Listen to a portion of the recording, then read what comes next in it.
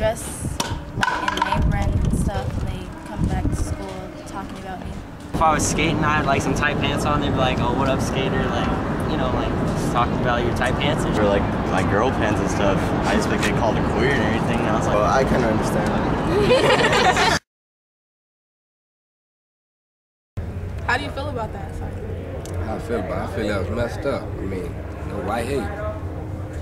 No reason. Why don't you just get there, you know?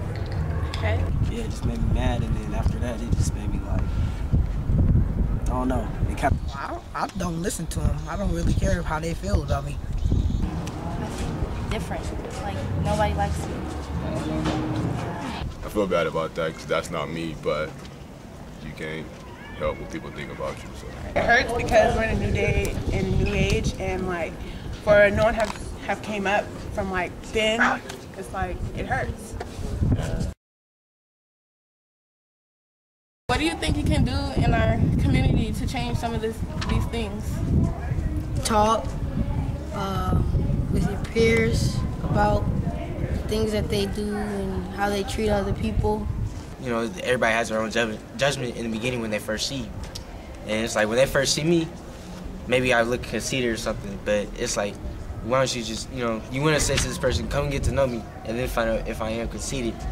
And, you know, it's like when people do be brave enough, you know, come to find out, I'm not conceited. I'm like a wonderful guy to be with, you know. Like, I got a lot of friends and everything. And that's just how I get friends. Like, everybody's brave enough to just come and talk. And that's, you know, that's like the best thing. Okay. It's not really a problem to me because people gonna hate just because that's what people do. So only way I can solve it is by keep moving. Okay. Can we ask you guys to do something when you guys go back to your community? Like, just go up to somebody you don't know, different race or anything, and just say, "Hi, how are you?" Introduce yourself to them. Get to know people in your community. Another one, we got this thing in San Diego. I like to call it the Teen Center Challenge, where like you go out and like get out your comfort zone and like meet new people, like a different race. If I asked you today to, you know, go out and branch out and like do something like you would never usually do, like talk to somebody you would never usually talk to, you think you could do that? Yeah. Okay. Okay. Thank you. My name is Andrew. And introduce yourself to them. I don't know. Yeah, I can do it. I can do that. Yeah, I talk to everybody. Yeah, I was like, Think you could do that? Oh yeah, I'm a people person. All right. like that's our challenge to you, to go out like and meet new people, like different cultures and all that. Think you can do that? Yeah. Good. Okay. That's it. Yeah, that's it. Right now, are we doing it to you or just to the public? Like, Yo! To anybody. To anybody? Yeah, I'll just anybody. to the cameraman. Yo, what's your name, man? Hey, what's up? How about y'all down here? Yes, you can. Yes.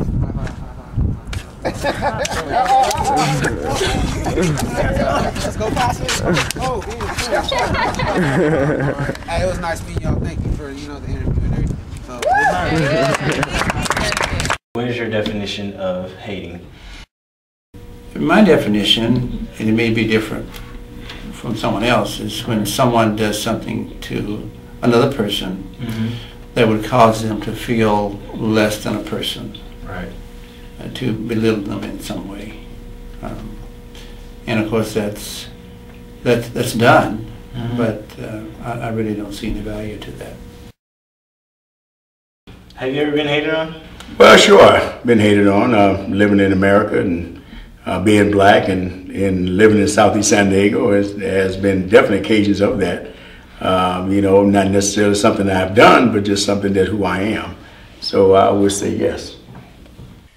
Yeah, I don't think you get to the age I am without being hated on, and I would say going back to when I was a child, being short, having bad eyesight, those kinds of things. Kids picked on me. I wore a patch, so they really picked on me. So sure.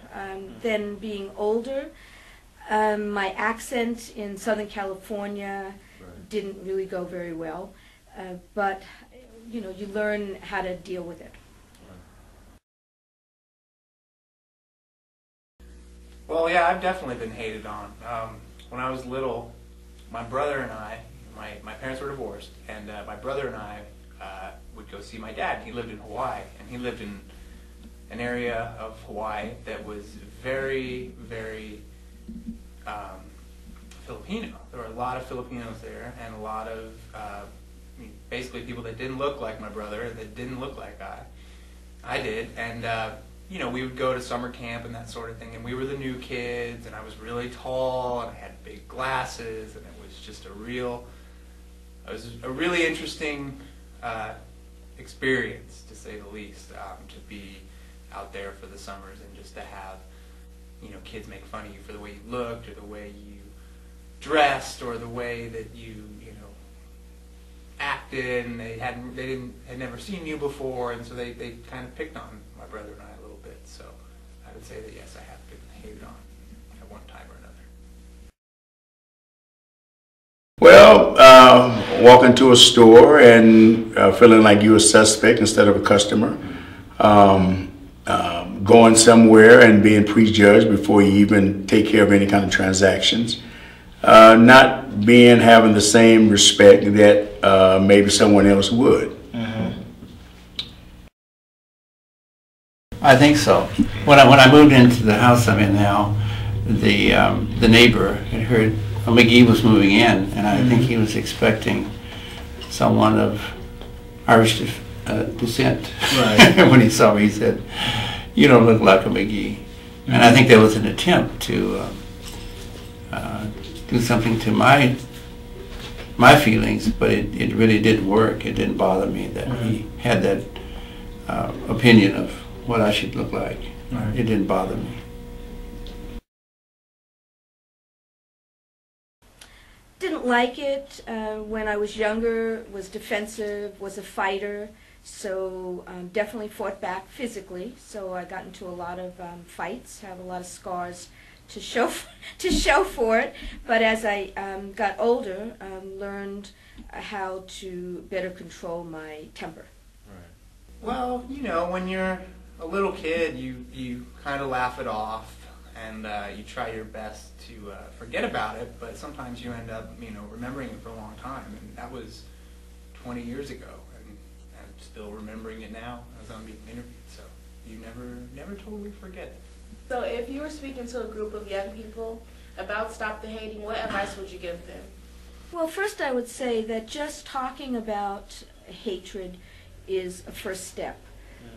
I am an educator, so I believe that a project like this goes into the realm of education, and that's important. Education is probably the key. We've got to talk about issues that we are dealing with, like hatred, and that fosters understanding. I think that I would say young people, think about compassion, think about how you would like to be treated, and I think that would be the beginning. Most important thing is just understand there's no good people, there's no bad people, there's just everybody out there is just trying to do the best that they can and trying to get by and trying to, you know, do right by their friends and their family, and, you know, one day you'll look back on it and you'll realize that it was, you know, no fun to be hated on, and it really wasn't much fun to hate on somebody else either. I would tell them that it's the way that you carry yourself that will command the respect. You can't demand the respect, but you can command the respect. And in doing that, you would like everyone to respect you, but in reality, it will not be that, but you can have less friction if you carry yourself in a certain way.